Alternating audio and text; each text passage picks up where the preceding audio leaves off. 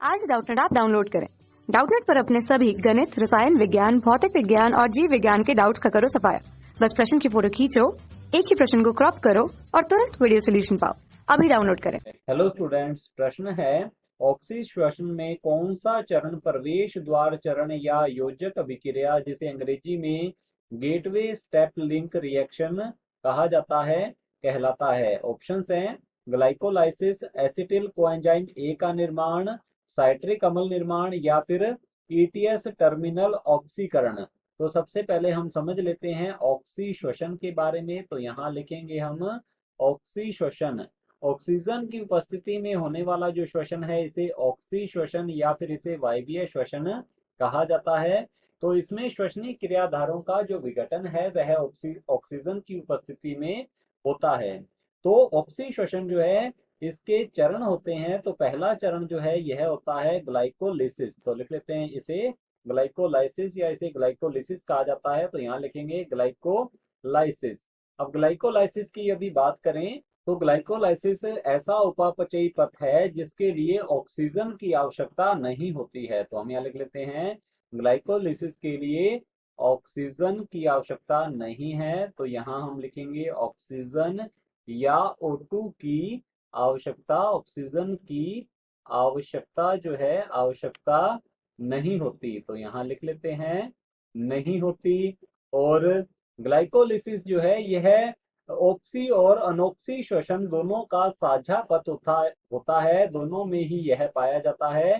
तो यहाँ लिख लेते हैं हम यह क्या है, यह ऑक्सी और तो लिखेंगे ऑक्सी तथा ऑक्सी अर्थात वायवीय तथा अनोक्सी जिसे कि अवायवीय श्वसन भी कहा जाता है। तो लिख लेते हैं अनोक्सी श्वसन का साझा पथ है। तो लिख लेते हैं यहाँ साझा पथ होता है और यह 10 चरणों में संपन्न होता है। तो लिख लेते हैं इसके कुल 10 चरण होते हैं। तो यहाँ लिखेंगे 3 नंबर 10 चरण में संपन्न होता है और यह कोशिका द्रव्य में संपन्न होता है। तो लिख लेते हैं यह कोशिका द्रव्य में संपन्न होने वाला पथ है। और यदि बात की जाए तो ये जो ग्लाइकोलिसिस है या ग्लाइकोलाइसिस है इसका अंतिम उत्पाद जो है यह होता है पायरुविक अम्ल। तो ग्लूकोज का इसमें किया जाता है अपूर्ण विघटन। तो लिख लेते हैं तो लिखेंगे यहाँ ग्लूकोज जो है यह ग्लाइकोलाइसिस के द्वारा इसे विघटित कर दिया जाता है पायरुविक अम्ल में। तो यहाँ हम लिखेंगे पायरुविक अम्ल। पायरुविक अम्ल के 2 अणुओं का निर्माण होता है, एक ग्लूकोज अणु से ग्लाइकोलिसिस के या ग्लाइकोलाइसिस के द्वारा। ग्लाइकोलाइसिस को ईएमपी पथ भी कहा जाता है। तो लिख लेते हैं इसे ईएमपी पथ भी इसे कहा जाता है क्योंकि इसके बारे में बताया था एम्बेडन, मेयरहाफ और पारानास नामक वैज्ञानिकों के द्वारा, इसीलिए इसे ईएमपी पथ कहा जाता है। तो हमसे पूछा गया है ऑक्सी श्वसन में कौन सा चरण प्रवेश द्वार चरण या फिर योजक अभिक्रिया कहलाता है। तो आगे की ओर क्या होगा ऑक्सी श्वसन में, तो यह जो है ग्लाइकोलाइसिस जो है यह ऑक्सी तथा अनोक्सी श्वसन का साझा पथ है। अब आगे की ओर पायरुविक अम्ल जो है यह माइटोकॉन्ड्रिया में प्रवेश करता है। तो यहाँ हम लिखेंगे पायरुविक अम्ल का आगे की ओर क्या भविष्य होगा। तो लिखते हैं पायरुविक अम्ल जो है या पायरुवेट जो है यह माइटोकॉन्ड्रिया में प्रवेश करता है। तो हम यहाँ लिख लेते हैं माइटोकॉन्ड्रिया। माइटोकॉन्ड्रिया की मैट्रिक्स में, तो यहाँ लिखते हैं हम माइटोकॉन्ड्रिया की मैट्रिक्स जो है इसमें सबसे पहले पायरुविक अम्ल जो कि 3 कार्बन वाला एक अणु है, इसका एक कार्बन जो है यह कार्बन डाइऑक्साइड के रूप में ऑक्सीकृत हो जाता है। इसे कहा जाता है ऑक्सीकारी विकार्बोक्सिलीकरण। तो हम यहाँ लिखेंगे यहाँ क्या होता है मैट्रिक्स में, तो पायरुविक अम्ल लिखेंगे हम यहाँ पर।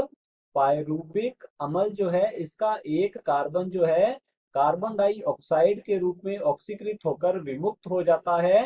तो ये इसे कहा जाता है ऑक्सीकारी विकार्बोक्सिलीकरण।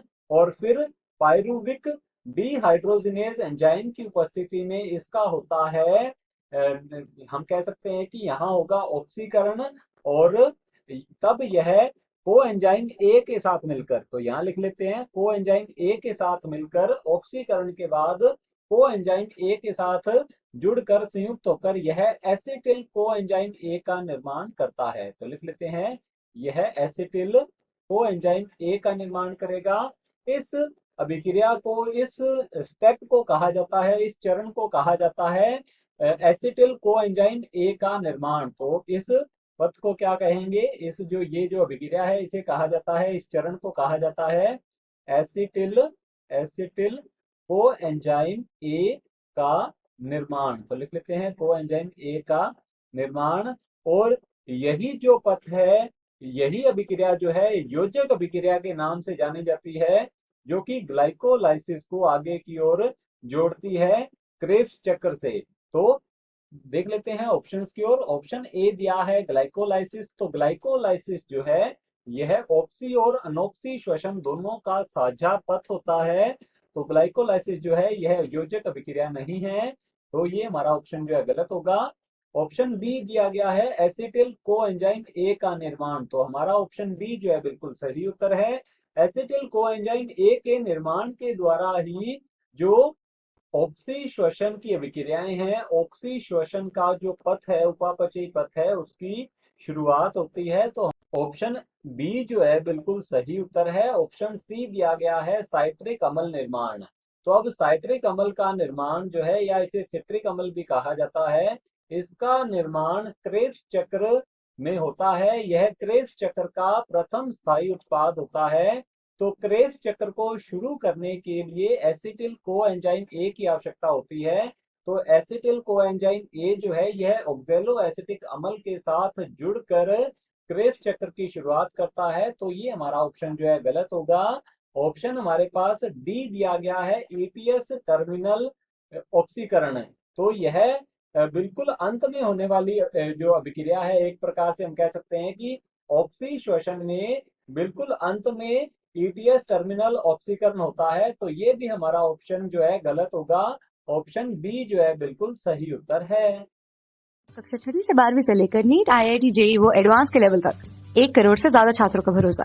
आज ही डाउनलोड करें डाउटनेट ऐप या व्हाट्सएप करें अपने सारे डाउट्स 8400 400 400 पर।